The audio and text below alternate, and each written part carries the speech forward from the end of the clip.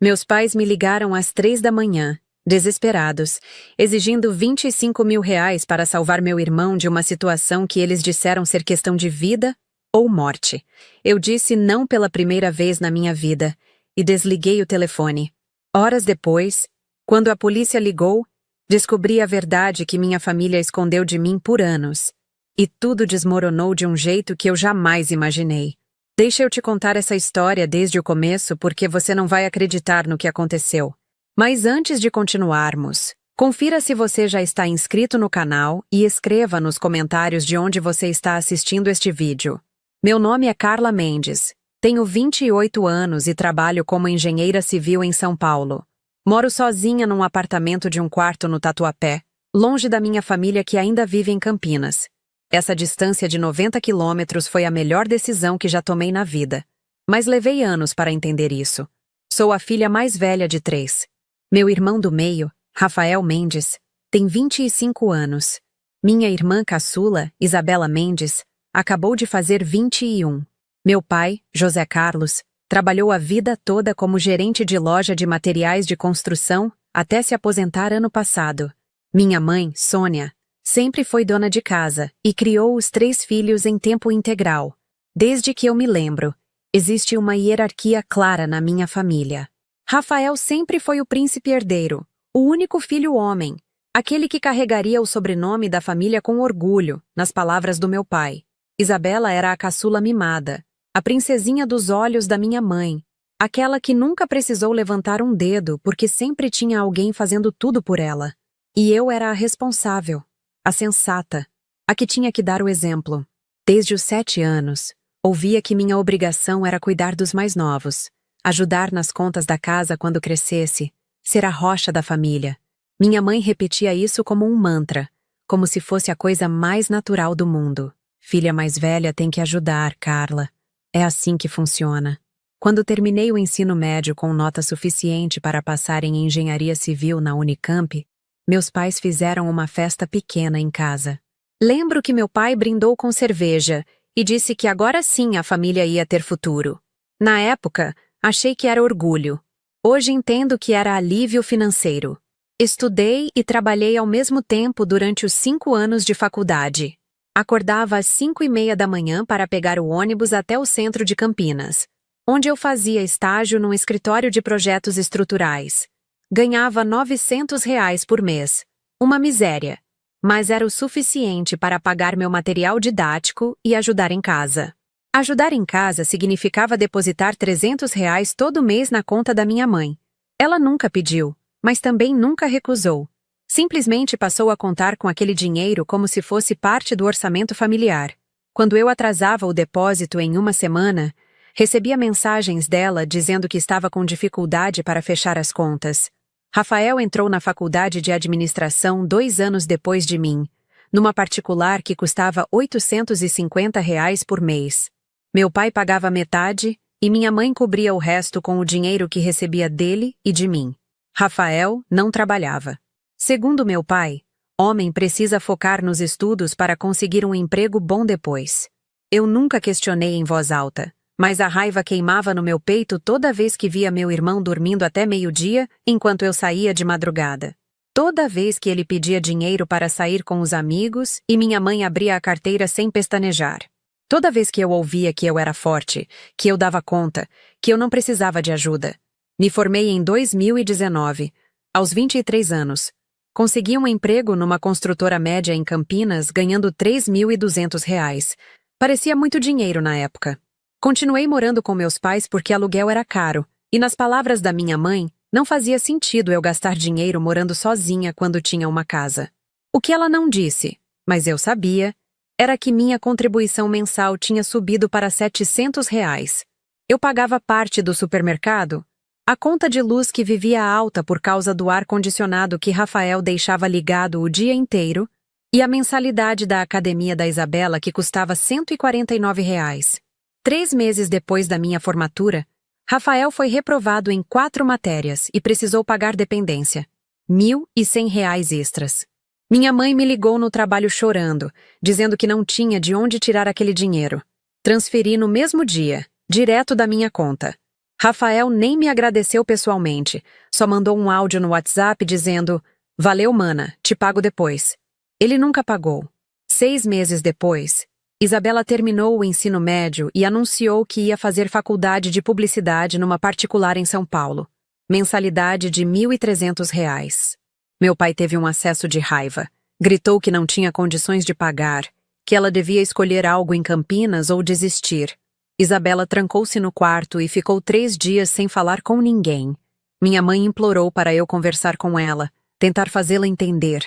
Quando entrei no quarto, encontrei minha irmã de olhos inchados, segurando o celular onde tinha a carta de aceitação da faculdade aberta.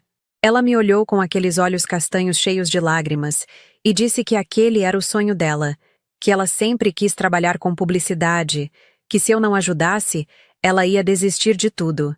Senti meu coração apertar. Eu sabia o que era ter um sonho e lutar por ele sozinha. Sentei na cama ao lado dela e perguntei quanto ela precisava. Isabela fez as contas rapidamente. 1.300 da mensalidade, 250 de transporte, mais uns 300 para alimentação e material. R$ 1.850 por mês. Fechei os olhos e fiz as contas na minha cabeça. Eu ganhava 3.200, pagava 700 para minha mãe, sobrava 2.500. Se eu assumisse a faculdade da Isabela, sobrariam R$ 650 para mim. Era apertado, mas dava. Concordei. Isabela me abraçou tão forte que quase não consegui respirar. Me chamou de melhor irmã do mundo. Prometeu que um dia me pagaria tudo de volta. Acreditei nela porque quis acreditar. Durante 2 anos, paguei a faculdade da minha irmã. Todo dia 10, o boleto chegava no meu e-mail e eu transferia o dinheiro. Isabela ia para São Paulo de segunda a sexta. Voltava para Campinas nos finais de semana, sempre com histórias sobre festas, bares, amigos novos. Ela postava fotos no Instagram comendo em restaurantes que eu nunca tinha ido, usando roupas que eu não podia comprar, viajando para a praia com as amigas. Quando eu perguntava de onde vinha o dinheiro, ela dizia que as amigas pagavam, que arrumava bicos, que se virava. Nunca aprofundei porque, no fundo, eu não queria saber. Já estava cansada de carregar todo mundo nas costas. Em 2021, surgiu a oportunidade de me mudar para São Paulo. Uma construtora grande estava contratando e ofereceram R$ 5.800 de salário inicial. Aceitei na hora. Minha mãe chorou quando contei. Disse que eu estava abandonando a família, que eles precisavam de mim. Meu pai ficou em silêncio durante o jantar inteiro, mastigando devagar, olhando para o prato. No final, ele disse apenas uma frase. "Você sempre foi egoísta, Carla. Pensa só em você." Aquilo doeu mais do que eu esperava. Fiquei acordada a noite inteira, olhando para o teto do meu quarto, me perguntando se eu era mesmo egoísta. Se era errado querer ter minha própria vida depois de anos sustentando os sonhos de todo mundo, menos os meus. Rafael apareceu no meu quarto na manhã seguinte. Ele nunca foi de conversar muito comigo. Sempre manteve uma distância educada, como se fôssemos colegas de casa e não irmãos. Sentou na beirada da cama e ficou olhando para a janela. Então ele disse: "Vai mesmo?" Respondi que sim. Ele assentiu devagar e falou: "Tá certo. Você merece." Foi a única vez que meu irmão reconheceu que eu fazia alguma coisa por aquela família. Me mudei 3 semanas depois. Aluguei um apartamento pequeno no Tatuapé, 45 metros quadrados. Um quarto, sala e cozinha conjugadas. Banheiro minúsculo. R$ 1.900 de aluguel, mais 300 de condomínio. Parecia uma fortuna, mas era meu. Nos primeiros dias, sentei no chão da sala vazia porque ainda não tinha comprado móveis e chorei. Não de tristeza, mas de um alívio tão grande que parecia físico. Pela primeira vez na vida, ninguém ia bater na minha porta pedindo dinheiro. Ninguém ia me acordar de madrugada com emergência financeira. Eu estava sozinha, e isso era maravilhoso. Avisei minha família que não poderia mais ajudar financeiramente como antes, que meus custos tinham aumentado muito e eu precisava me estabilizar primeiro. Minha mãe disse que entendia, mas o tom de voz dela deixava claro que não entendia nada. Durante os primeiros 6 meses em São Paulo, mantive uma contribuição mensal de R$ 400. Menos da metade do que pagava antes. Mas ainda assim era alguma coisa. Minha mãe nunca agradeceu. Apenas confirmava o recebimento com um ok no WhatsApp. Rafael se formou em administração 6 meses depois da minha mudança. Fez uma festa de formatura cara num buffet em Campinas. Convidou dezenas de pessoas. Abriu bar livre. Meus pais pagaram R$ 8.000 no evento. Quando eu questionei minha mãe sobre de onde tinha saído esse dinheiro, ela disse que tinham economizado. Economizado. A palavra ecoou na minha cabeça por dias. Eles tinham dinheiro para a festa de R$ 8.000, mas não tinham para pagar a faculdade do próprio filho. Eu tinha pagado as dependências dele. Eu tinha sustentado aquela família. E eles economizaram para uma festa. Parei de mandar os R$ 400. Simplesmente parei. Ninguém perguntou nada durante 2 semanas. No 16º dia, minha mãe me ligou. Carla, você esqueceu de mandar a ajuda deste mês. Respondi que não esqueci, que não ia mais mandar. O silêncio do outro lado da linha durou tanto tempo que chequei se a chamada tinha caído. Então minha mãe disse, com aquela voz fria que ela usava quando estava furiosa: então é assim que você retribui tudo que a gente fez por você? Te criamos, te demos teto, comida, educação, e agora que você tá ganhando bem, abandona a gente? Desliguei sem responder. Bloqueei as notificações do grupo da família por algumas horas, porque não aguentava ver as mensagens chegando. Quando finalmente abri, tinha 23 mensagens não lidas. Meu pai dizendo que estava decepcionado. Isabela dizendo que eu tinha mudado, que São Paulo tinha me deixado fria. Rafael não disse nada. Passei o Natal daquele ano sozinha no meu apartamento. Minha família fez questão de postar fotos da ceia, todos sorrindo, como se nada tivesse acontecido. Legenda: família é tudo. Senti um aperto no peito, mas não voltei atrás. Os meses seguintes foram os mais tranquilos da minha vida. Trabalhava das 8 às 6, voltava para casa, cozinhava, assistia séries, dormia bem. Nos finais de semana, explorava São Paulo, ia em museus, parques, restaurantes. Comecei a juntar dinheiro de verdade pela primeira vez. Abri uma conta poupança e todo mês depositava R$ 1.000. Via o saldo crescer e sentia uma coisa estranha no peito, algo entre orgulho e culpa. Orgulho por estar finalmente construindo algo para mim.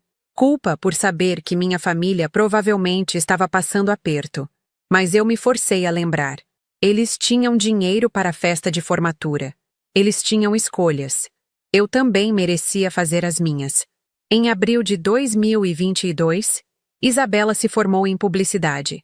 Ela postou a foto da formatura no Instagram, usando um vestido rosa claro que custava pelo menos R$ 500, sorrindo ao lado das amigas. Legenda: 4 anos de luta valeram a pena. 4 anos de luta. Eu tinha pagado 2 desses 4 anos sozinha. Ninguém mencionou isso nos comentários cheios de parabéns e emojis de palmas. Eu não comentei nada. Apenas dei um like e segui minha vida. 2 semanas depois, Isabela me ligou pela primeira vez em meses. A voz dela estava animada, empolgada. Mana, consegui um estágio numa agência em São Paulo. 1.500 por mês. Não é muito, mas é um começo. Parabenizei ela com sinceridade. Perguntei se ela ia morar em São Paulo e Isabela hesitou antes de responder. Então soltou. Na verdade, eu queria saber se posso ficar uns meses com você. Só até eu juntar dinheiro para alugar um lugar meu. 2, 3 meses no máximo. Fechei os olhos e respirei fundo. Eu sabia que se dissesse sim, 2 meses virariam 6. Depois 1 ano. Depois indefinidamente. Eu sabia porque conhecia minha família. Eles testavam limites até você quebrar. Desculpa, Isa, mas não dá. Meu apartamento é muito pequeno, só tem um quarto. Você ia ficar desconfortável. Ela insistiu. Eu durmo no sofá, não me importo. Só preciso de um lugar temporário. Mantive minha posição. Disse que entendia a dificuldade, mas que ela podia procurar repúblicas, que várias amigas dela deviam estar no mesmo barco. Isabela ficou quieta por alguns segundos e então disse algo que me gelou. Você realmente mudou, Carla. Antes você ajudava a gente. Antes eu me anulava pela família. Quis responder, mas não disse nada. Apenas desejei boa sorte e desliguei. Isabela não falou comigo durante 4 meses depois disso.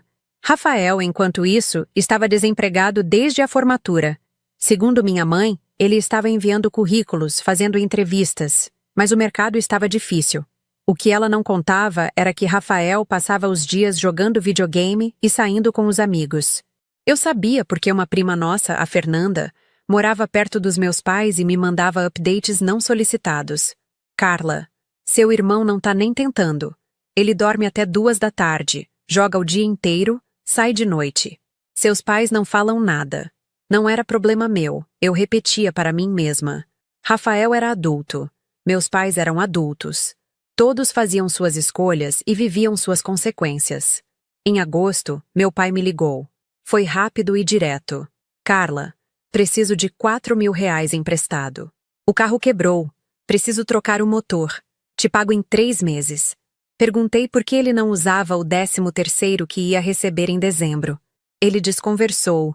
Disse que já tinha outros compromissos, que precisava do carro funcionando porque minha mãe dependia dele para ir ao médico. Menti que estava sem dinheiro sobrando, que tinha acabado de pagar a anuidade do CREA e trocado a geladeira que tinha quebrado. Nenhuma dessas coisas era verdade. Meu pai ficou em silêncio e então disse: Tá bom, Carla. A gente se vira. O tom de voz dele carregava uma decepção tão profunda que eu quase voltei atrás. Quase. Mas segurei firme e encerrei a ligação dizendo que torcia para ele resolver logo. 3 dias depois, descobri pelo Facebook que Rafael tinha comprado uma moto. Uma Honda CB Twister, usada, vermelha, que ele postou com a legenda: Novo brinquedo. Gastou 5.500 reais. O motor do carro nunca foi trocado. Foi nesse momento que a raiva deu lugar a uma clareza fria. Eles estavam mentindo. Sempre estiveram. Cada emergência, cada pedido desesperado, cada lágrima da minha mãe, era manipulação planejada. Eles sabiam exatamente qual corda tocar para me fazer ceder. Parei de atender ligações da família. Respondia mensagens com atraso, sempre com desculpas educadas. Estava ocupada com projeto no trabalho. Estava viajando a trabalho. Estava com problema no celular. Qualquer coisa para manter distância. Funcionou por meses. Até que em março de 2023, num domingo de madrugada, tudo desmoronou. Meu celular tocou às 13h15 da manhã. Acordei assustada, coração disparado, aquele medo automático de que alguém tinha morrido. O nome no visor: mãe. Atendi com a voz rouca de sono. Alô? Do outro lado, minha mãe gritava tão alto que precisei afastar o telefone do ouvido. Carla, graças a Deus você atendeu. Você precisa mandar 25.000 reais agora. É urgente. Seu irmão tá em apuros. Sentei na cama, acendendo o abajur. Ainda estava confusa, tentando processar. Que apuros, mãe? Que história é essa? Minha mãe falava tão rápido que mal conseguia acompanhar. Rafael tinha se envolvido numa confusão séria. Ela não podia explicar tudo por telefone, mas era perigoso. Pessoas perigosas. Ele precisava pagar uma dívida até o amanhecer ou algo muito ruim ia acontecer. Espera, espera. Que dívida? Dívida de quê? Minha mãe começou a chorar. Aquele choro dramático que ela sempre usava quando queria algo. Não importa de quê, Carla. O que importa é que seu irmão vai se machucar se a gente não pagar. Essas pessoas não brincam. Meu pai pegou o telefone, a voz grossa e séria. Carla, isso é sério. Rafael se meteu com gente errada. Ele apostava em site de jogos e perdeu muito dinheiro. Pegou emprestado com um agiota. Agora o cara tá cobrando com juros. Se não pagarmos até o amanhecer, eles vão atrás dele. Fiquei em silêncio processando. Apostas online. Agiota. 25.000 reais. A história parecia saída de um filme ruim, dramática demais para ser real. Mas a voz do meu pai soava genuinamente apavorada. Perguntei onde Rafael estava. Meu pai disse que ele estava escondido na casa de um amigo, que não podia voltar para casa enquanto não pagasse. Perguntei se eles já tinham ido à polícia. Minha mãe voltou a gritar. Polícia? Você tá louca? Isso vai piorar tudo. Essas pessoas têm contatos, Carla. Você não entende como funciona. Respirei fundo, tentando pensar com clareza apesar do sono e da adrenalina. Eu tinha 28 mil reais na poupança, dinheiro que levei anos juntando, que era meu fundo de emergência, meu sonho de dar entrada num apartamento próprio. Disse para eles esperarem, que precisava pensar. Minha mãe explodiu. Pensar? Não tem tempo para pensar, Carla. Seu irmão tá em perigo real. Você vai deixar ele morrer por causa de dinheiro? Algo dentro de mim estalou. A palavra morrer soou tão manipulativa, tão exagerada, que pela primeira vez senti nojo. Nojo de anos sendo chantageada emocionalmente. Nojo de sempre ser a tábua de salvação enquanto eles faziam escolhas idiotas. Falei com uma calma que surpreendeu até a mim mesma. Rafael é adulto. Ele criou esse problema, ele que resolva. Eu não vou pagar. O silêncio do outro lado foi ensurdecedor.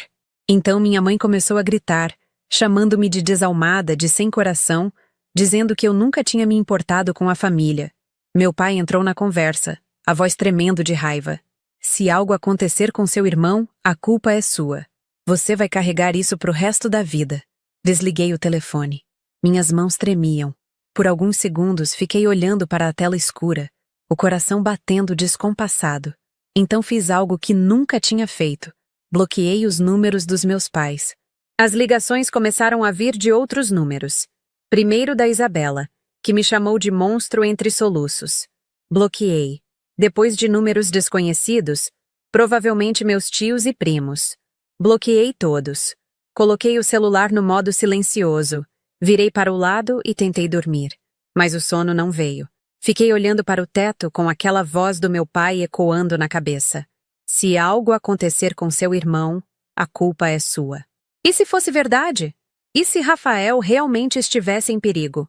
E se eu acordasse amanhã e descobrisse que algo terrível tinha acontecido? Conseguiria viver com essa culpa? Mas então lembrei de tudo. Das mentiras sobre o motor do carro, da moto que Rafael comprou, das festas, das roupas caras, do dinheiro jogado fora enquanto eu me matava de trabalhar. Lembrei que eles sempre me trataram como caixa eletrônico, nunca como filha. Levantei, fui até a cozinha, bebi um copo de água. Sentei no sofá da sala com as luzes apagadas, apenas o brilho da cidade entrando pela janela. E tomei uma decisão. Não ia ceder. Nem desta vez, nem nunca mais. Voltei para a cama e, surpreendentemente, consegui dormir. Acordei às 7 da manhã com a luz do sol batendo no rosto. Peguei o celular e desbloqueei para checar as mensagens. Tinha 143 mensagens não lidas. A maioria da minha família, algumas de números que eu não conhecia. Não abri nenhuma. Apenas deixei o telefone de lado, preparei café, tomei banho, vesti a roupa de sempre. Era segunda-feira, dia de trabalho. Tentei manter minha rotina normal, mas no fundo estava tensa, esperando a bomba explodir. A bomba explodiu às 9h20 da manhã. Eu estava na reunião semanal com a equipe de projetos quando meu celular vibrou insistentemente no bolso. Ignorei. Vibrou de novo. E de novo. Pedi licença. Saí da sala e olhei a tela. 5 ligações perdidas de um número com DDD de Campinas que eu não conhecia. Uma mensagem de voz. Abri, pressionando o celular contra o ouvido. Uma voz masculina, formal e grave. Bom dia. Aqui é o investigador Marcelo Santos, da Delegacia Central de Campinas. Preciso falar com a senhora Carla Mendes sobre uma ocorrência envolvendo Rafael Mendes. Por favor, retorne assim que possível. Meu estômago virou. Polícia. A palavra que meus pais disseram que não podia envolver. Liguei de volta imediatamente, as mãos suando frio. O investigador atendeu no segundo toque. Senhora Carla? Sim, sou eu. O que aconteceu com meu irmão?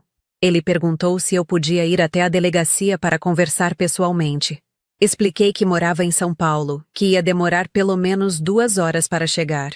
Ele suspirou. Tudo bem. Vou adiantar algumas informações. Seu irmão Rafael foi preso na madrugada de hoje em flagrante por participação em uma operação de jogo ilegal. Ele estava num estabelecimento clandestino junto com outras 18 pessoas. Todos foram autuados. Jogo ilegal, não era agiota. Não eram pessoas perigosas querendo machucar ele. Era um cassino clandestino. Minha família tinha mentido. De novo. Perguntei se Rafael estava bem fisicamente. O investigador confirmou que sim, nenhum ferimento. Ele estava detido aguardando audiência de custódia. Poderia responder em liberdade se pagasse fiança de R$ 5.000. 5.000, não 25. Meus pais tinham inventado uma história de agiota, de vida em risco, para me arrancar R$ 25.000. Senti uma onda de raiva tão forte que tive que me segurar na parede. O investigador continuou. Seus pais estiveram aqui há algumas horas. Tentaram pagar a fiança, mas os cartões foram todos recusados. Eles não têm o dinheiro. Por isso estou ligando para você. Eles disseram que a senhora poderia ajudar. É claro que disseram. Claro que, mesmo depois de eu negar ajuda às 3 da manhã, eles foram à delegacia e me colocaram como plano B. Sempre fui o plano B. Ou melhor, sempre fui o único plano. Respirei fundo antes de responder. Investigador, com todo respeito, eu não vou pagar a fiança. Meu irmão é adulto, cometeu um crime, que arque com as consequências. Houve uma pausa surpresa do outro lado. A senhora tem certeza? Ele pode ficar detido por alguns dias até a audiência. Tenho certeza. Muito obrigada pela ligação. Desliguei antes que ele pudesse insistir. Fiquei parada no corredor da empresa. Respiração acelerada, sentindo uma mistura estranha de alívio e pânico. Alívio por ter descoberto a verdade. Pânico porque agora não tinha mais volta. Voltei para a reunião, pedi desculpas pela interrupção e tentei me concentrar. Não consegui. Passei o resto do dia no automático, assinando documentos, respondendo e-mails, fingindo que estava tudo bem. Quando cheguei em casa às 7 da noite, tinha mais 200 mensagens. Dessa vez, abri algumas. Isabela, você é uma psicopata. Nosso irmão tá preso e você não faz nada. Espero que você nunca precise de ajuda. Minha mãe, de um número diferente. Carla, a polícia ligou? Por favor, paga a fiança. Ele tá numa cela com bandido. Ele não aguenta isso. Eu te imploro. Meu pai, também de outro número. Você provou que nunca se importou com essa família. Pode sumir da nossa vida. Não temos mais filha. Esse último me atingiu. Não temos mais filha. Depois de anos sustentando todos eles, depois de sacrificar meus sonhos pelos deles, eu deixava de ser filha no momento em que dizia não. Mas em vez de culpa, senti uma libertação estranha. Se eu não era mais filha deles, então estava livre. Livre da obrigação, da cobrança, da manipulação. Bloqueei os novos números e fui fazer janta. Cozinhei macarrão com molho de tomate caseiro. Algo simples que me acalmava. Comi vendo série na televisão, tentando desligar a cabeça. Antes de dormir, desbloqueei o número do investigador e mandei uma mensagem. Investigador Marcelo, caso minha família entre em contato de novo, pode informar que não vou mudar de posição. Não pagarei fiança nem qualquer outra despesa relacionada ao caso. Grata. Ele respondeu quase imediatamente. Entendido. Boa noite. Dormi melhor do que esperava. Na terça-feira fui trabalhar normalmente. Ninguém da minha família entrou em contato. Achei estranho, mas aliviada. Talvez eles finalmente tivessem entendido que eu não ia ceder. À tarde, recebi uma ligação de um número de São Paulo que não conhecia. Hesitei, mas atendi. Era a Isabela, ligando do telefone de uma amiga. Mana, por favor, me escuta. A voz dela estava cansada, sem a histeria de antes. Eu ouvi tudo o que aconteceu. Sei que a mamãe e o papai mentiram sobre o valor e sobre a história do agiota. Mas o Rafa tá realmente preso. Ele tá passando mal lá dentro. Você pode pelo menos ir visitar? Não vou, Isa.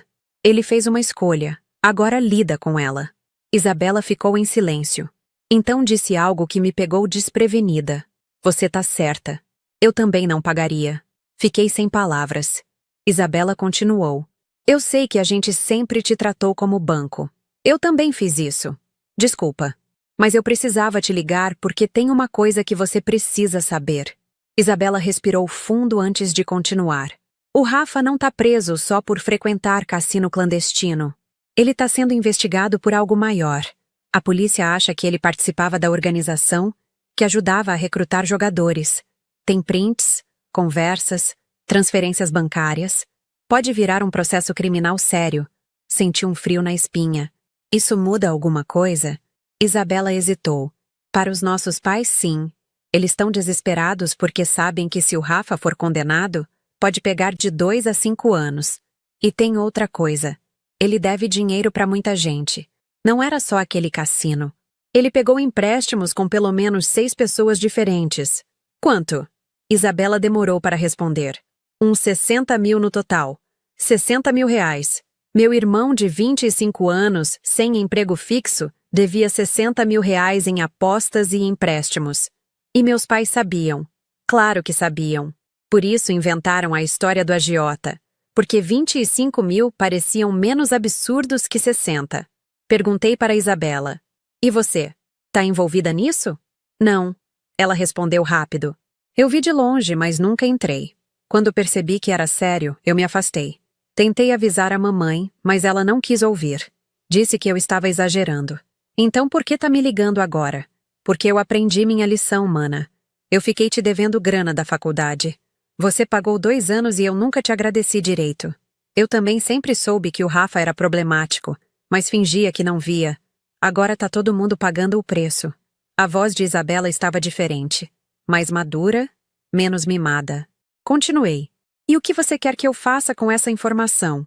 Nada, ela respondeu. Só queria que você soubesse a verdade completa. Para você não achar que foi cruel. Você não foi. Você só parou de ser trouxa. Desliguei com um nó na garganta. Isabela tinha crescido. E, de certa forma, a crise tinha forçado ela a enxergar o que eu via há anos. Nossa família era disfuncional. Rafael era mimado até virar um adulto irresponsável. E nossos pais alimentaram isso até não ter mais volta. Passei a noite pensando. 60 mil reais em dívidas de jogo. Organização criminosa. Possibilidade de cadeia. Isso ia além de simplesmente negar ajuda. Isso era a implosão total da minha família. E pela primeira vez, eu me perguntei, será que eu fiz a escolha certa? Na quarta-feira, acordei com uma decisão tomada. Ia ligar para o investigador Marcelo e perguntar exatamente o que estava acontecendo. Não para ajudar financeiramente, mas para entender a dimensão real do problema. Liguei às 9 da manhã. Ele atendeu prontamente, parecendo esperar minha ligação. Senhora Carla, bom dia. Retribuí o cumprimento e fui direta. Investigador, minha irmã me contou que meu irmão pode estar envolvido em algo maior que apenas frequentar cassino. Isso é verdade? Ele confirmou. Estamos investigando a rede por trás do estabelecimento. Seu irmão aparece em diversas conversas e transações. Ainda estamos apurando o nível de envolvimento dele, mas há indícios de que ele recrutava novos jogadores e recebia comissão. Então não foi só vício. Foi crime. Exatamente. A audiência de custódia aconteceu ontem.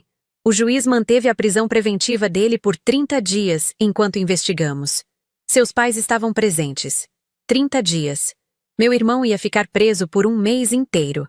Tentei sentir pena, mas só consegui sentir um distanciamento estranho, como se estivéssemos falando de um desconhecido. Perguntei se havia algo que eu precisasse fazer legalmente. O investigador disse que não, a menos que eu quisesse constituir advogado para ele. A Defensoria Pública já estava acompanhando o caso. Agradeci e desliguei.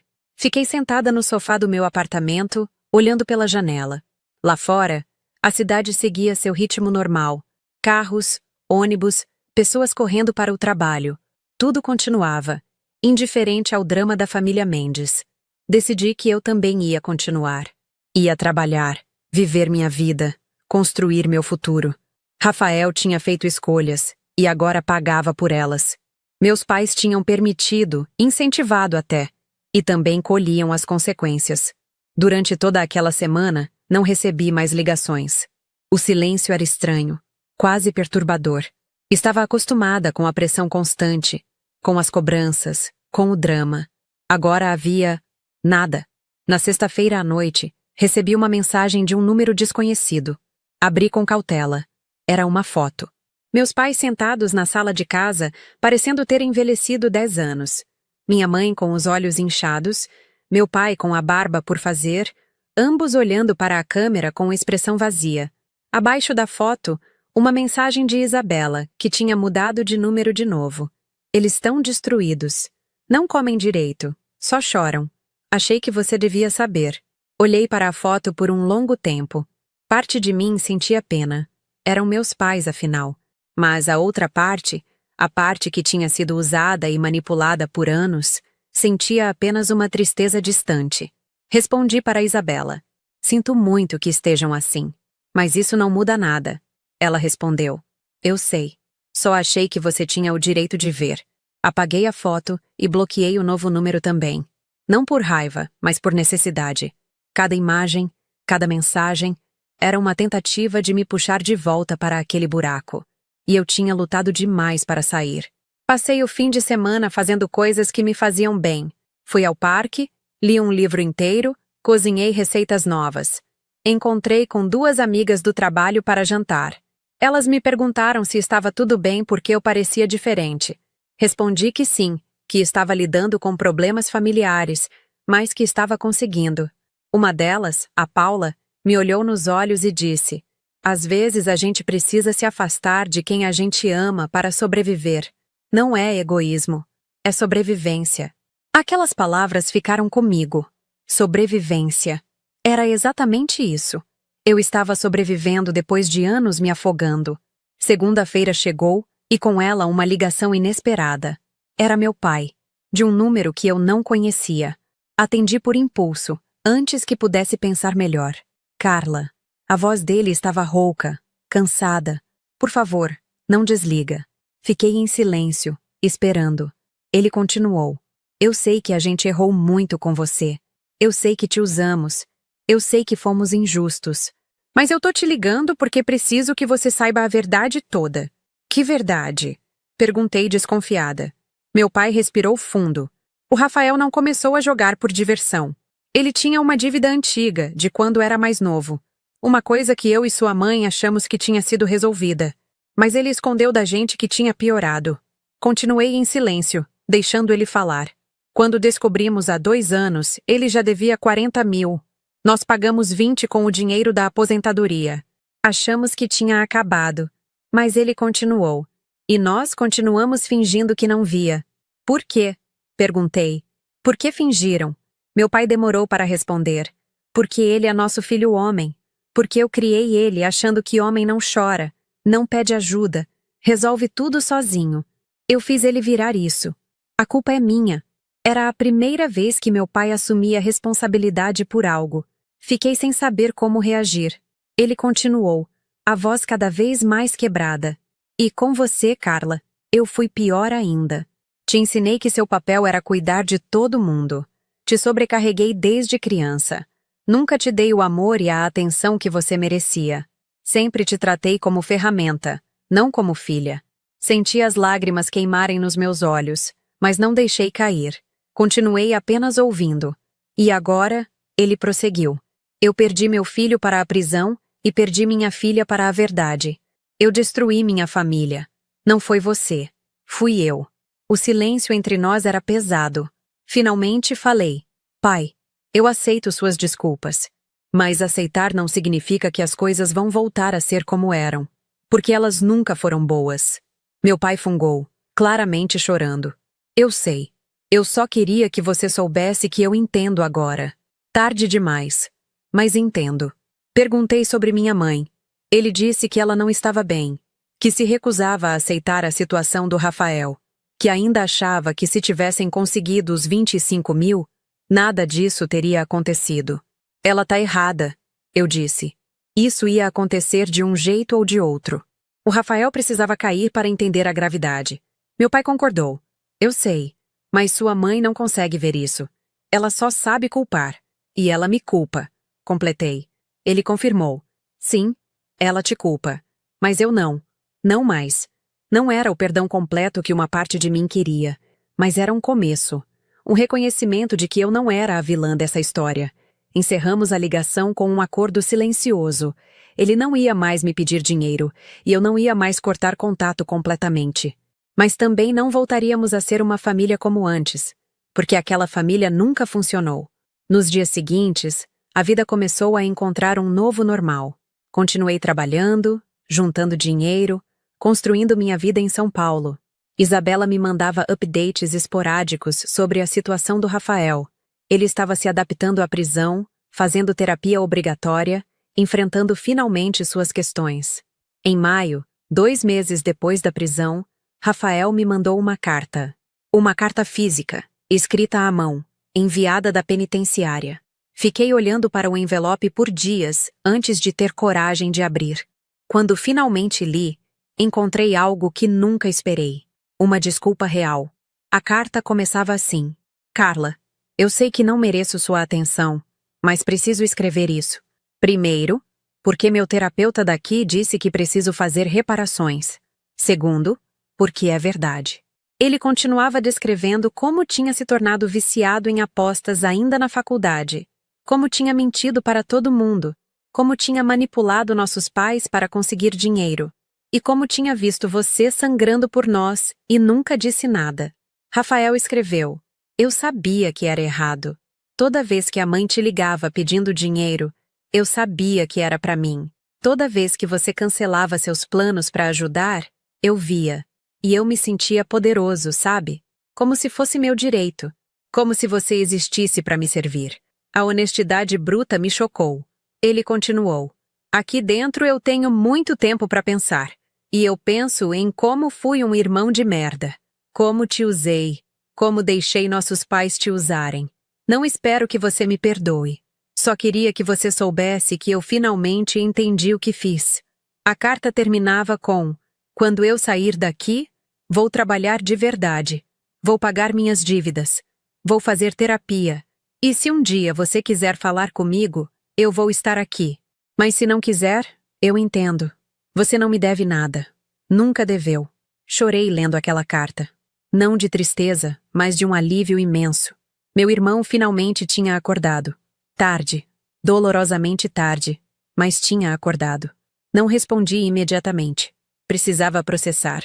Mas guardei a carta numa gaveta, sabendo que talvez um dia eu pudesse reconstruir uma relação com ele.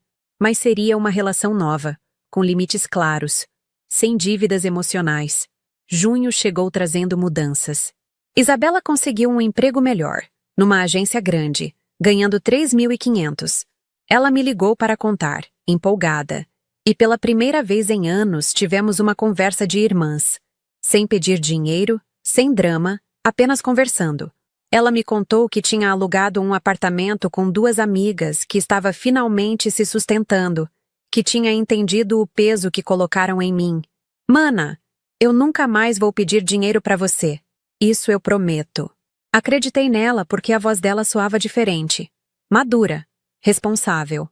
Meus pais, por outro lado, continuavam em Campinas, lidando com as consequências. A casa estava hipotecada. As economias tinham acabado. E eles viviam basicamente da aposentadoria do meu pai. Não era farta, mas era suficiente. Meu pai me ligava uma vez por mês, sempre no mesmo dia, sempre no mesmo horário. Conversas curtas, educadas, sobre trivialidades. O tempo, o trânsito, uma notícia que ele viu. Nunca sobre dinheiro. Nunca pedindo nada. Minha mãe não falava comigo. Isabela me contou que ela ainda me culpava, que dizia para qualquer um que quisesse ouvir que eu tinha abandonado o irmão na prisão. Doía, mas era uma dor diferente agora. Uma dor que eu podia carregar sem me destruir. Em agosto, 6 meses depois de tudo começar, recebi uma promoção no trabalho. Passei a ganhar R$ 8.200. Liguei para meu pai para contar sem pensar muito. Ele ficou genuinamente feliz, a voz animada pela primeira vez em meses. Parabéns, filha. Você merece. Você sempre mereceu tudo de bom. Aquelas palavras tão simples me fizeram chorar depois que desliguei.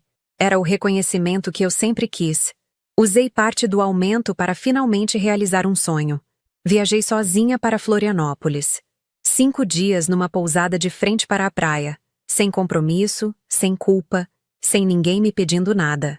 Sentei na areia vendo o pôr do sol no último dia e pensei em tudo o que tinha acontecido. A ligação às 3 da manhã, a recusa, a prisão do Rafael, o rompimento com minha mãe, a reconstrução lenta com meu pai e a Isabela. E percebi que tinha feito a escolha certa. Não foi fácil, não foi bonita, mas foi necessária. Voltei para São Paulo renovada. Comecei a fazer terapia, algo que adiava há anos por achar que não precisava. Mas precisava. Precisava processar décadas de manipulação, de sobrecarga, de me colocar por último. Minha terapeuta, a doutora Helena, me fez perguntas que ninguém nunca fez. Por que você acha que precisa salvar todo mundo? O que você ganha sendo a salvadora? Quando foi a última vez que alguém salvou você? Não tinha respostas. Só lágrimas. Em outubro, Rafael completou 8 meses preso. Ele enviou outra carta, mais curta, apenas dizendo que estava bem, que continuava em terapia, que tinha começado a fazer um curso técnico de marcenaria dentro da prisão. O julgamento estava marcado para dezembro. O advogado da defensoria tinha conseguido um acordo. Rafael confessaria participação menor no esquema e pegaria 2 anos em regime semiaberto, podendo trabalhar durante o dia. Isabela me perguntou se eu ia no julgamento. Pensei muito antes de responder. Não, ele precisa passar por isso sozinho. Ter certeza de que suas ações têm consequências reais, sem a família lá para amortecer. Ela concordou. Eu também não vou. Nossos pais vão, mas a gente precisa deixar ele amadurecer sozinho. Foi bom ouvir a Isabela falar assim. Ela realmente tinha mudado. O julgamento aconteceu numa terça-feira de dezembro. Meu pai me ligou à noite para contar. Rafael tinha aceitado o acordo. 2 anos em regime semiaberto, começando imediatamente. Ele tinha chorado no tribunal, pedido desculpas para os pais, assumido total responsabilidade. E ele falou seu nome, meu pai disse. Ele disse que a irmã tentou ajudar a vida toda e que ele jogou tudo fora, que você estava certa em negar, que ele precisava disso para acordar. Fiquei em silêncio, processando. Meu pai continuou. O juiz perguntou se tinha alguém que quisesse falar pela defesa dele. Eu fiquei quieto. Sua mãe também. A gente deixou ele se defender sozinho, como você sugeriu. Foi a coisa mais difícil que já fiz. Mas foi o certo, eu disse. Ele vai ficar bem. Vai sair disso melhor. Espero que sim, meu pai respondeu. Espero que a gente todo saia disso melhor. Encerramos a ligação e eu me permiti sentir esperança. Esperança de que talvez, anos no futuro, pudéssemos ser uma família de novo. Diferente, mas funcional. O Natal daquele ano foi estranho. Passei sozinha de novo, mas dessa vez sem peso no peito. Fiz uma ceia pequena, assisti filmes, videochamei 2 amigas. Foi tranquilo. Isabela me mandou foto do Natal na casa dos pais. Só eles 3. Mesa pequena, sem exageros. Legenda. Novo começo. O ano virou e 2024 começou com a promessa de recomeços. Continuei na terapia, trabalhando minhas questões, aprendendo a estabelecer limites saudáveis. Descobri que passar anos sendo a salvadora da família tinha me tornado incapaz de pedir ajuda. A doutora Helena me desafiou. Quando foi a última vez que você pediu algo para alguém? Pensei. Pensei muito. Não consegui lembrar. Exato, ela disse. Você passou tanto tempo sendo a forte que esqueceu que também pode ser fraca às vezes. Foi uma lição difícil, mas comecei a praticar. Pedir para uma amiga me ajudar com uma mudança de móveis. Aceitar quando alguém oferecia pagar o almoço. Desabafar quando estava sobrecarregada no trabalho. E descobri que o mundo não desabava quando eu não era perfeita. Em março, recebi uma mensagem de um número desconhecido. Era Rafael, usando o celular de alguém do regime semiaberto. Ele tinha conseguido um emprego numa marcenaria, estava morando numa casa de apoio, frequentando jogadores anônimos 3 vezes por semana. A mensagem dizia: Mana, sei que não mereço, mas queria te contar que recebi meu primeiro salário hoje. R$ 1.400. Vou usar para começar a pagar minhas dívidas. Deve uns 27 anos, mas vou pagar.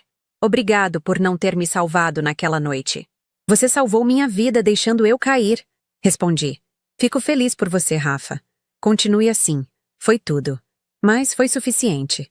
Isabela me chamou para jantar em abril. Ela queria me apresentar o namorado novo, um analista de sistemas que ela conheceu no trabalho. Fomos num restaurante italiano no Itaim e, pela primeira vez, tivemos uma noite normal de irmãs. Rimos, contamos histórias, falamos sobre coisas triviais. O namorado dela, o Pedro, Era gente boa. No final da noite, quando fomos embora, Isabela me abraçou forte e sussurrou: "Obrigada por ter resistido, por ter nos mostrado que não dava mais." Abracei ela de volta, sentindo que finalmente tínhamos uma chance de sermos irmãs de verdade. Maio trouxe uma surpresa.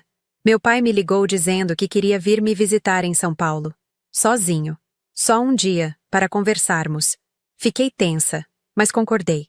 Ele chegou num sábado de manhã, de ônibus, trazendo um bolo de fubá que minha mãe tinha feito. Sentamos no sofá da minha sala e ficamos em silêncio por um tempo. Então ele disse: "Vim me desculpar de verdade. Olhando nos seus olhos, você merecia isso." Ouvi enquanto ele falava sobre como tinha criado um filho esperando que ele fosse algo que não era. Como tinha colocado expectativas absurdas no Rafael por ele ser homem. Como tinha me tratado como mão de obra e não como filha. Chorei. Ele chorou. Mas foi libertador. Perguntei sobre minha mãe. Ele balançou a cabeça. "Sua mãe ainda não chegou lá.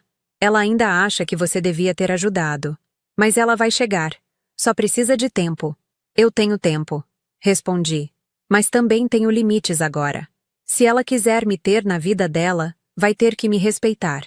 Meu pai assentiu. "Justo." Passamos o dia juntos. Fomos almoçar, caminhamos pelo parque e conversamos sobre coisas aleatórias. Pela primeira vez, senti que estava com meu pai. Não com o cobrador de dívidas emocionais, mas com meu pai. Quando ele foi embora à noite, me abraçou forte e disse: "Eu te amo, Carla. E eu sinto muito." Retribuí o abraço. "Também te amo, pai." Não era um final feliz de filme, mas era real. E era suficiente. Os meses seguintes foram de reconstrução lenta. Rafael continuou trabalhando, pagando suas dívidas aos poucos, reconstruindo sua vida. Isabela prosperou no trabalho, começou a namorar sério, amadureceu. Meu pai me visitava a cada 2 meses. Minha mãe continuava distante, mas Isabela me contou que ela tinha começado terapia também. Era um começo. E eu? Eu continuei vivendo. Continuei juntando dinheiro. Continuei construindo minha carreira. Conheci um rapaz no trabalho, o Tiago. E começamos a sair. Era leve, sem pressão, sem drama. Em agosto, exatamente 1 ano e meio depois daquela ligação às 3 da manhã, decidi fazer algo simbólico. Peguei a planilha onde tinha registrado todos os valores que gastei com minha família ao longo dos anos. R$ 127 mil no total. Não imprimi, não guardei, não usei para cobrar ninguém. Apenas deletei o arquivo. Aquele dinheiro estava perdido. E tudo bem. Eu não precisava mais carregar a conta do que me deviam. Estava livre. Naquela noite, cozinhei uma janta especial, abri uma garrafa de vinho e brinquei comigo mesma. Comemorei minha libertação sozinha, no meu apartamento, sem ninguém pedindo nada. E pela primeira vez em 28 anos de vida, me senti completamente em paz. Claro que a história não acabou ali. Vidas não acabam em finais redondos. Mas aquele foi o momento em que percebi que tinha finalmente tomado o controle da minha própria narrativa. Rafael saiu do regime semiaberto em setembro de 2025, depois de cumprir 2 anos inteiros. Isabela me perguntou se eu queria ir buscá-lo na saída. Disse que não, que aquele era um momento dele com os pais. Mas mandei uma mensagem para ele naquela noite. "Bem-vindo de volta. Construa algo novo." Ele respondeu: "Vou tentar. Obrigado por tudo. Especialmente por nada." Entendi a ironia. E sorri. Em outubro, aconteceu algo que eu não esperava. Minha mãe me ligou. Pela primeira vez em quase 2 anos. Atendi com o coração acelerado. "Carla." A voz dela estava diferente. Menos dura, menos acusatória.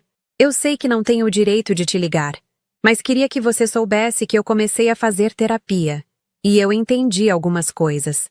Fiquei em silêncio, deixando ela continuar. "Eu entendi que te fiz de mãe dos seus irmãos porque era mais fácil do que ser mãe direito. Eu coloquei um peso em você que não era seu.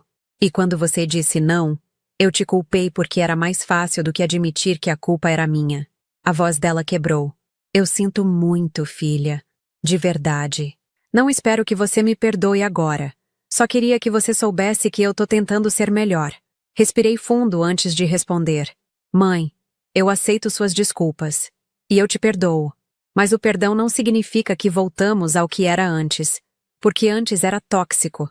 Se você quer ter uma relação comigo, tem que ser uma relação nova, com respeito, com limites, com igualdade. Minha mãe fungou. Eu aceito. Eu quero tentar. Encerramos a ligação com um acordo tácito. Íamos começar devagar. Uma ligação por mês, sem falar de dinheiro, sem cobranças, sem drama. Apenas mãe e filha tentando se reconectar. Não sei se vai funcionar, mas estou disposta a tentar. Em novembro, exatamente 2 anos depois do Natal que passei sozinha pela primeira vez, Isabela me convidou para passar as festas de fim de ano em Campinas. Hesitei muito antes de aceitar. A terapia me ajudou a processar. A doutora Helena disse: "Você pode ir, mas estabeleça suas condições. Deixe claro que se houver qualquer desconforto, você vai embora. Você não é refém da família. É convidada." Liguei para Isabela e disse que ia, mas ficaria num hotel. Não na casa dos pais. Precisava ter meu espaço, minha rota de fuga se necessário. Ela entendeu completamente. Cheguei em Campinas na véspera do Natal. Isabela foi me buscar no hotel e fomos juntas para a casa dos pais. O carro inteiro. Meu estômago estava embrulhado. Mas também havia uma curiosidade. Como seria ver todos eles de novo? A casa estava menor do que eu lembrava. Ou talvez eu tivesse crescido demais para caber nela. Meu pai abriu a porta, sorrindo com os olhos marejados. Me abraçou sem dizer nada. Apenas me abraçou. Minha mãe estava na cozinha. Quando me viu, parou o que estava fazendo. Ficamos nos olhando por longos segundos. Então ela deu um passo à frente, hesitante. "Posso te abraçar?" Assenti. O abraço foi estranho no começo, rígido, mas aos poucos foi relaxando. Ela cheirava a tempero e sabão, o mesmo cheiro da minha infância. Senti meu peito apertar. Rafael chegou meia hora depois. Estava diferente, mais magro, o rosto marcado por rugas que não existiam antes, o cabelo mais curto, os olhos mais sérios. Quando me viu, parou na porta. "Oi, mana", ele disse, a voz baixa. Retribuí o cumprimento. Ele não tentou me abraçar, apenas acenou e foi sentar no sofá. Respeitou meu espaço, e isso significou mais do que qualquer abraço. O jantar foi estranho no começo. Conversas quebradas, piadas que não tinham graça, silêncios constrangedores. Mas aos poucos, conforme a noite avançava, foi ficando mais natural. Falamos sobre amenidades, o trabalho de cada um, o namoro da Isabela, as aulas de marcenaria do Rafael, a terapia da minha mãe. Ninguém mencionou dinheiro, ninguém mencionou o passado. E estava bom assim. Não precisávamos resolver tudo em uma noite, apenas precisávamos estar ali, juntos, tentando. Depois do jantar, quando estava me preparando para ir embora, meu pai me chamou no quintal. Sentamos no mesmo banco onde eu costumava sentar quando criança. "Obrigado por ter vindo", ele disse. "Sei que não foi fácil." Balancei a cabeça. Não foi. Mas também não foi impossível. Ele sorriu tristemente. "A gente destruiu muita coisa, né?" "Destruímos", concordei. "Mas talvez dê para construir algo novo. Diferente. Melhor." Meu pai assentiu. Eu adoraria isso. Voltei para o hotel naquela noite com sentimentos misturados. Não estava curada. A família não estava curada. Mas havia esperança. E às vezes, esperança é suficiente. Passei o Natal no hotel, sozinha de manhã, e voltei para a casa dos pais no final da tarde. Dessa vez foi mais leve. Rimos mais, falamos mais, relaxamos mais. Rafael me puxou para o lado em um momento e disse: "Eu comecei a pagar minhas dívidas. Já paguei 12 mil dos 60. Ainda faltam 48, mas vou pagar tudo, sem pedir nada para ninguém. Fico feliz por você", respondi. "De verdade." Ele olhou nos meus olhos. "Eu sei que nunca vou compensar o que você fez por mim, mas vou tentar ser o irmão que você merecia ter tido." Aquilo me tocou mais do que eu esperava. Não falei nada, apenas coloquei a mão no ombro dele. Era suficiente. Voltei para São Paulo depois do Ano Novo com uma sensação estranha de paz. A família não estava perfeita, longe disso, mas estava possível, vivível. Janeiro de 2026 começou com novidades.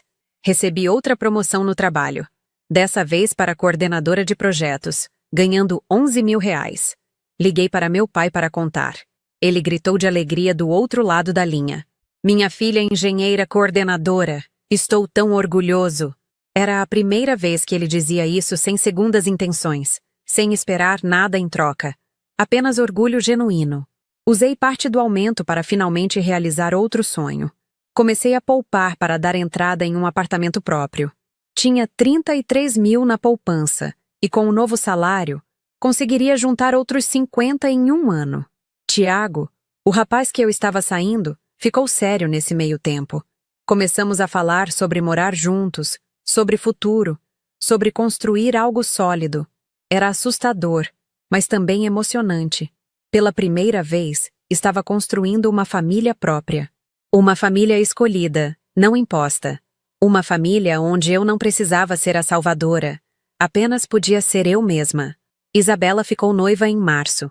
Pedro pediu ela em casamento numa viagem para Gramado. Ela me ligou chorando de felicidade. E a primeira coisa que disse foi: "Você vai ser minha madrinha, né?" Aceitei sem hesitar. Finalmente tínhamos uma relação de irmãs de verdade. O casamento estava marcado para outubro. Isabela fez questão de deixar claro desde o começo. "Mana, você não precisa pagar nada. Nem o vestido de madrinha, nem nada. Eu e o Pedro vamos bancar tudo. Você só precisa estar lá." Agradeci, emocionada. Era bom ser vista como irmã, não como patrocinadora.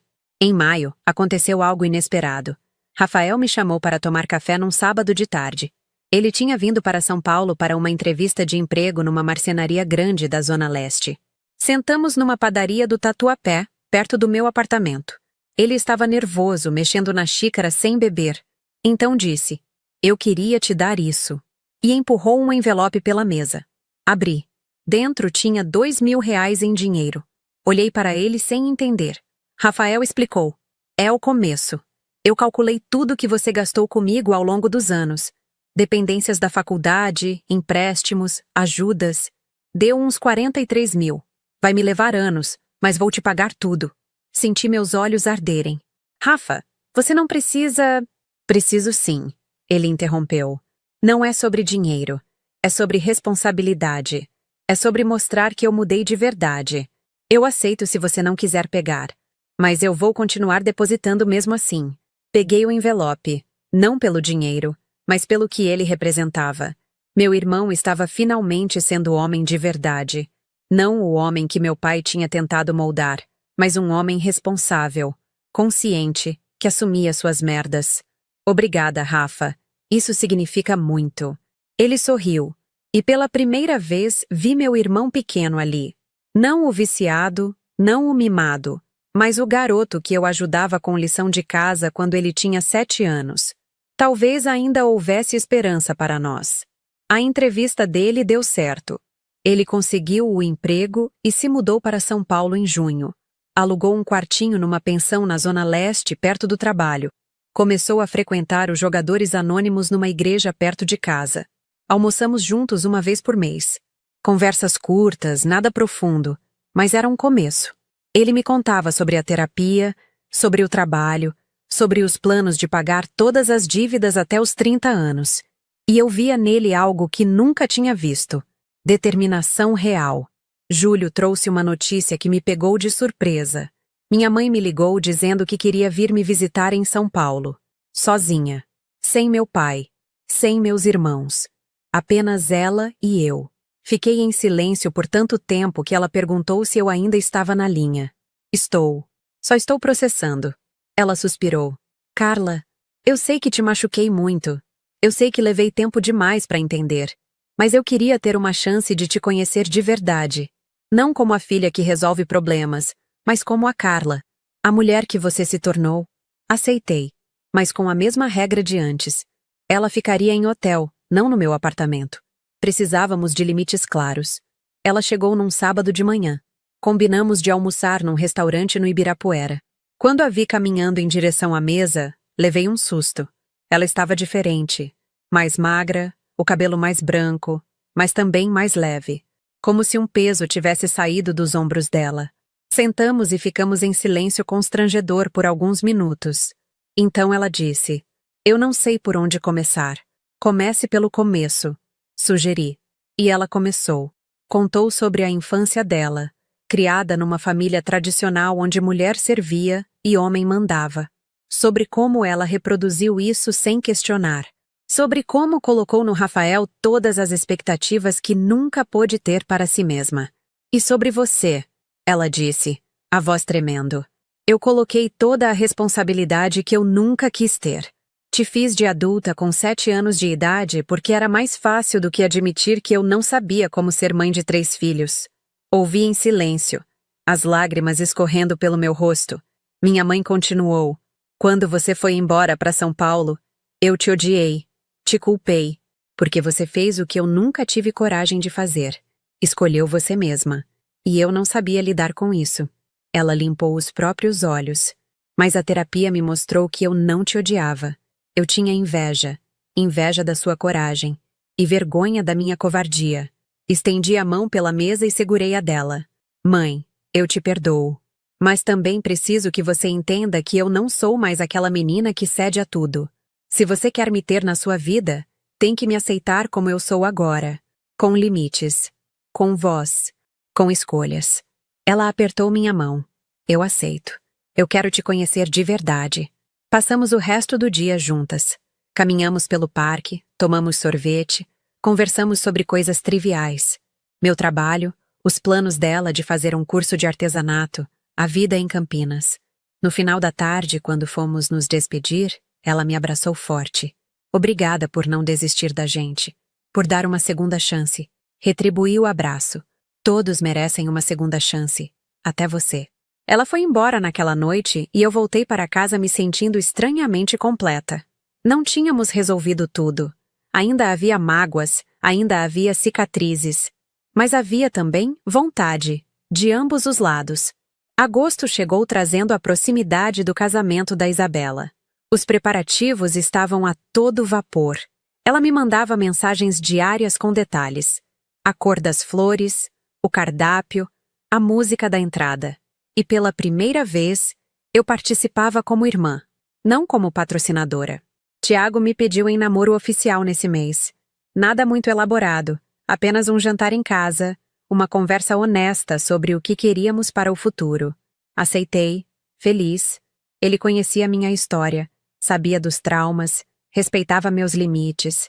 Era o parceiro que eu precisava. Setembro foi de preparativos finais. Provei o vestido de madrinha. Ajudei a Isabela a escolher o buquê. Fui na despedida de solteira. Era surreal estar vivendo esses momentos normais de irmãs depois de tudo que passamos.